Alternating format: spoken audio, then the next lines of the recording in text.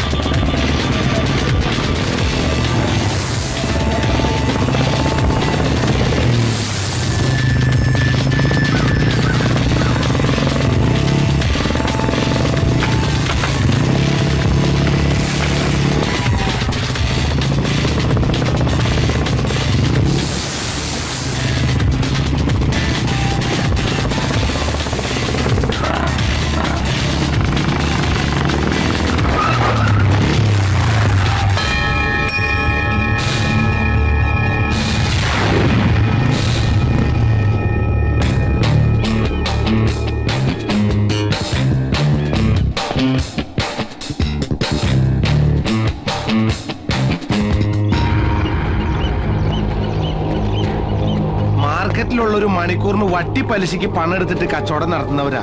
നമ്മളായിട്ട് അവിടെ stunt scene ഉണ്ടാക്കിയാൽ അവരുടെ ചട്ടിയും വട്ടി പൊട്ടി കച്ചവടം പൂട്ടും. അതുകൊണ്ടാ ഇവിടെ ഫൈറ്റ് പ്ലാൻ ചെയ്ത്. എങ്ങനെയുണ്ട് ലൊക്കേഷൻ? സാധാരണ നമ്മളിത് സോങ്ങനെ ഉപയോഗിക്കാറേ. നമ്മുടെ കണക്കിന് നീ ആളൊരു പുലി തന്നെ. ജോസേട്ടന്റെ സമ്മാനം വാങ്ങിക്കാൻ പറ്റിയ പുലി. ജോസേന്റെ സമ്മാനക്കാരനാ? എന്നാ പിന്നെ ബോറടിപ്പിക്കാതെ നമുക്ക് സമ്മാനദാന ചടങ്ങിലേക്ക് കിടക്കാം.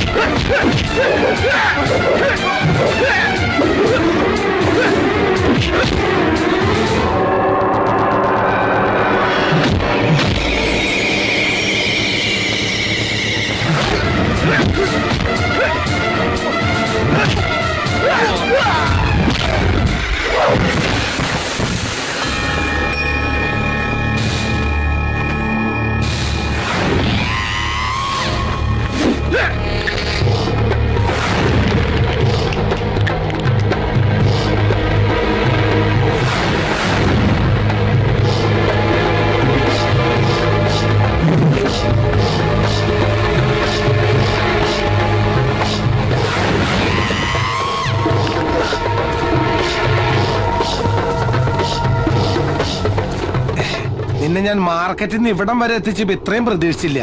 മോനെ സുലൈമാനെ, ഈ കുൻഫ അനക്ക് വേറെ പണിണ്ടാ. ഇത് ചന്തടി കണ്ടോ?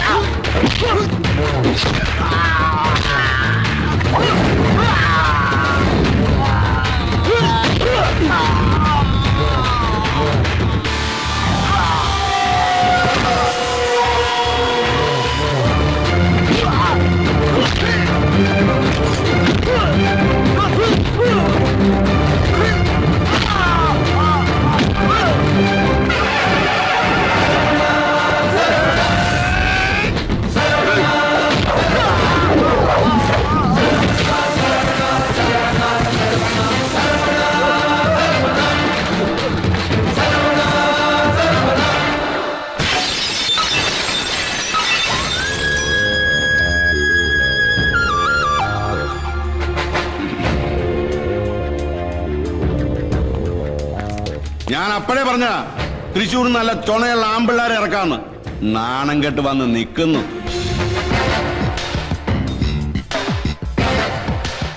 ഇവനെ പോലെ നീയും ജോസേട്ടനെ നാട്ടിക്കാനാണ് ഭാവമെങ്കിൽ. അയ്യോ ജോസേട്ടാ, ഞാനായിട്ട് അവരെ ഇറക്കി വിട്ടൊന്ന് പറയിപ്പിക്കണ്ടെന്ന് കരുതി ഒരു ടൈം ബോണ്ട് വെച്ചിരിക്കുക. താനിത് പറയാൻ തുടങ്ങിയിട്ട് കുറേയല്ലോ. തന്റെ അച്ഛൻ അവരുടെ പേരിൽ സ്വത്തൊന്നും എഴുതി വെച്ചില്ലെന്നുള്ള ശരി തന്നെ. പക്ഷെ അവരെങ്ങാനും ഒരു കേസ് കൊടുത്ത DNA ടെസ്റ്റ് ഹിയറിംഗ് ഒക്കെ ആയി വർഷം ഒരുപാട് കഴിയും കേസ് തീരാൻ. കായ വിറ്റ് കറവീണ ഈ കൈ കൊണ്ട് കായ എണ്ണി തന്നിട്ടുണ്ടെങ്കിൽ അത് തിരിച്ചു പിടിക്കാൻ എനിക്കറിയാം. അതൊന്നും വേണ്ടി വരില്ല ജോസേട്ടാ, ഞാൻ അവരെ ഒഴിവാക്കിക്കൊള്ളാം. എന്നത്തേക്ക്? മാക്സിമം ഒരാഴ്ച. പറയുന്ന വാക്കിന് വില കൽപ്പിക്കുന്നവനാ ജോസ്. പക്ഷെ തെറ്റിച്ച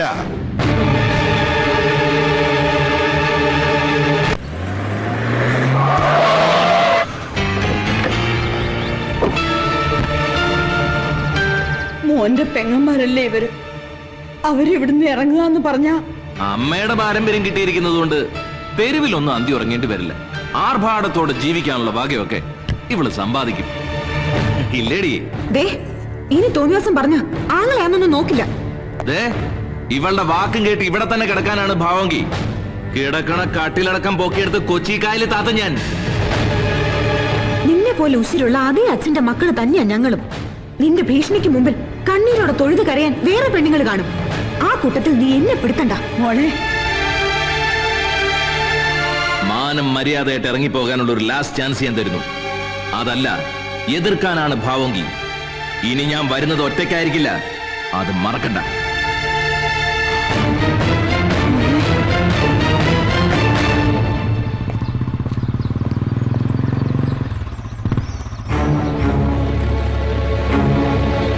ആരാടി ഈ പുതിയ അവതാരം? പുതിയ താമസക്കാരനാ.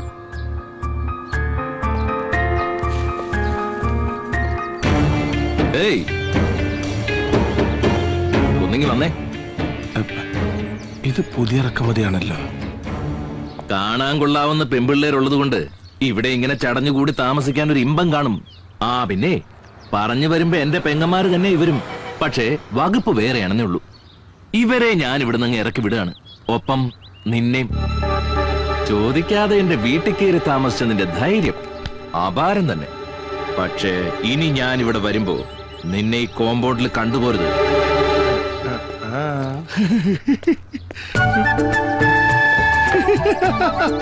അപ്പൊ അതാണ് സംഭവം. ഒറിജിനൽ ഹൗസ് ഓണർ ആണല്ലേ? അല്ല മേഡം പോവാ. ഞങ്ങളോട് വീട് ഒഴിയണമെന്ന് ആവശ്യപ്പെട്ട മേഡം ഞങ്ങള് വീട് ഒഴിയുന്നതിന് മുമ്പ് മേഡം ഒഴിയോന്നാ. ഇത് ഞങ്ങളുടെ കുടുംബകാര്യം. അതിന് വാടകക്കാരന്റെ സഹായം വേണ്ടി വരുമ്പോ അറിയിക്കാം. സ്വന്തം അച്ഛന്റെ വീട്ടിൽ നിന്ന് നിങ്ങൾ എവിടേക്കും ഇറങ്ങി പോകണ്ട. അതിന്റെ അവകാശവും പറഞ്ഞ് ഇനി ആര് ശല്യപ്പെടുത്താനും എത്തില്ല. കൃഷ്ണേട്ടൻ നിങ്ങൾക്ക് വേണ്ടി വാങ്ങിച്ചതാ വീട്. അത്രയ്ക്കിഷ്ടമായിരുന്നു നിന്റെ അമ്മയെ. കൃഷ്ണേട്ടനും ഗായത്രിയും തമ്മിൽ കോളേജിൽ തുടങ്ങിയ പ്രണയം വീട്ടുകാരറിഞ്ഞ പ്രശ്നമായപ്പോ കുടുംബസ്വത്ത് അന്യാധീനപ്പെട്ടു പോകുമെന്ന് സംശയിച്ച അമ്മാവൻ എന്നെ ബലമായി കൃഷ്ണേട്ടനെ കൊണ്ട് കല്യാണം കഴിപ്പിക്കുകയായിരുന്നു. ഞങ്ങളുടെ വിവാഹത്തിന് ശേഷവും കൃഷ്ണേട്ടന് നിന്റെ അമ്മയെ മറക്കാൻ കഴിഞ്ഞിരുന്നില്ല. ഒപ്പം ആ ബന്ധവും വളർന്നു. ഒടുവിൽ നീ ജനിച്ചപ്പോ എല്ലാ കാര്യങ്ങളും എന്നോട് തുറന്നു പറഞ്ഞ കൃഷ്ണേട്ടനോട് എനിക്ക് ബഹുമാനമാണ് തോന്നിയത്. സത്യത്തിൽ ഗായത്രിയെ സംരക്ഷിക്കണമെന്ന് ഞാനാണ് ആവശ്യപ്പെട്ടത്. അന്നു മുതൽ മരിക്കുന്ന കാലം വരേക്കും ഗോകുലത്തിലെ എല്ലാ കാര്യങ്ങളും കൃഷ്ണേട്ടൻ എന്നോട് പറയുമായിരുന്നു. കൃഷ്ണേട്ടൻ മരിച്ചതിന് പിന്നാലെ ഗായത്രിയും പോയി. അത്രയ്ക്ക് ഹൃദയബന്ധമായിരുന്നു അവര് തമ്മില്. നിങ്ങൾക്ക് അർഹതപ്പെട്ട ആ വീട് വിൽക്കണമെങ്കിൽ ഞാനും കൂടി വിചാരിക്കണം. അല്ലാതെ ആർക്കും അത് വിൽക്കാനാവില്ല.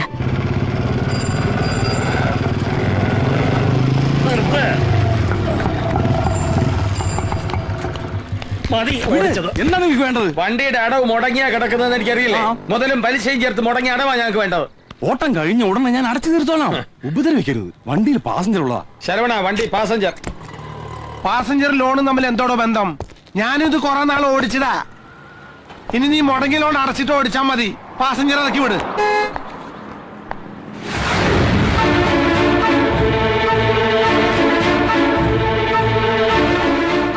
പാസഞ്ചർ കൊണ്ട് ഇറക്കി വിട്ടിട്ട് വണ്ടി ഓഫീസിലോട്ട് കൊണ്ടുവരൂ. തങ്കപ്പേട്ട കൂടെ ചെല്ല്. വരും. വേണ്ട. ദാ, കണ്ണി കണ്ട തേർഡ് റേറ്റുകൾക്കൊപ്പം സഞ്ചരിക്കാൻ എന്നെ കിട്ടില്ല. അല്ല ഓട്ടോ അല്ല അത് വണ്ടി എടുത്തോണ്ട് പോടോ. അല്ല ഓഫീസിൽ കൊണ്ടുവരണോ? അയാൾ കൊണ്ടിടും. മോളെ, ഗേറ്റ് പൂട്ടിട്ട് തന്നെ. ഇത്രയും കർക്കശമായിട്ട് തീരുമാനിക്കണോ? ഇന്ന് ഒരു ദിവസം കൂടി ക്ഷമിച്ചൂടെ? ഇല്ല, ഇത് അവരുടെ സ്ഥിരം പരിപാടിയാ. 9 മണിക്ക് ഗേറ്റ് അടയ്ക്കും, മാനം മര്യാദയായിട്ട് താമസിക്കണം എന്നൊക്കെ കണ്ടീഷൻ അംഗീകരിച്ചല്ലേ അവരുടെ താമസം ആരംഭിച്ചത്. കള്ളം കുടിച്ച് ബോധമില്ലാതെ നേരം വൈകി വരിക, ചോദിക്കാൻ ചെന്നപ്പോ കണ്ണുരുട്ടി കാണിച്ച് ഭീഷണിപ്പെടുത്താം. ഇനി അങ്ങനെ വിട്ടാ പറ്റില്ല. മനഃപൂർവ്വം വൈകിക്കുന്നതാവില്ല, എന്തെങ്കിലും അത്യാവശ്യങ്ങൾ കാണും. അയ്യടാ, വിവരത്തിന് അവരെന്താ മുത്തച്ഛന് കമ്പി അടിച്ചോ? അല്ല, ഞാനൊരു ഊഹം പറഞ്ഞു എന്നേ ഉള്ളൂ. അധികം ഊഹിക്കണ്ട. നാടേതാ വീടേതാ എന്നറിയാത്ത അവരെ താമസിപ്പിക്കുമ്പോഴേ ഞാൻ പറഞ്ഞതാ ഇത് വേണ്ടാന്ന്. അന്നാരും കേട്ടില്ല. മല്ലേച്ചി പറയും പോലെ അത്ര ചെയ്ത കൂട്ടരൊന്നും അല്ല അവര്. ഓ, നിന്റെ സർട്ടിഫിക്കറ്റിന്റെ കുറവേ അവർക്കുണ്ടായിരുന്നുള്ളൂ. ഇപ്പൊ അതും തീർന്നു. ദേ, കുടുംബ കാര്യത്തിലൊന്നും തലയിടണ്ട. പഠിക്കാൻ എന്തെങ്കിലും ഉണ്ടെങ്കിൽ അടങ്ങി ഒതുങ്ങി പഠിച്ചോണം. അല്ല മോളെ, അതിപ്പോ ഗേറ്റ് പൂട്ടിയാ അവര് വരുമ്പോ ആര് തുറന്നു കൊടുക്കും? അവരുടെ സൗകര്യത്തിന് ഗേറ്റ് പൂട്ടാനും തുറന്നു കൊടുക്കാനും ഇവിടെ ആരും ഗേറ്റ് കീപ്പർ ഒന്നും വെച്ചിട്ടില്ല. മോളെ മോളെ, അത് ഞാൻ പറയുന്നത് കേക്ക്. എനിക്കൊന്നും കേക്കണ്ട. മോളെ, ഞാൻ പറയുന്നത് കേക്ക് മോളെ.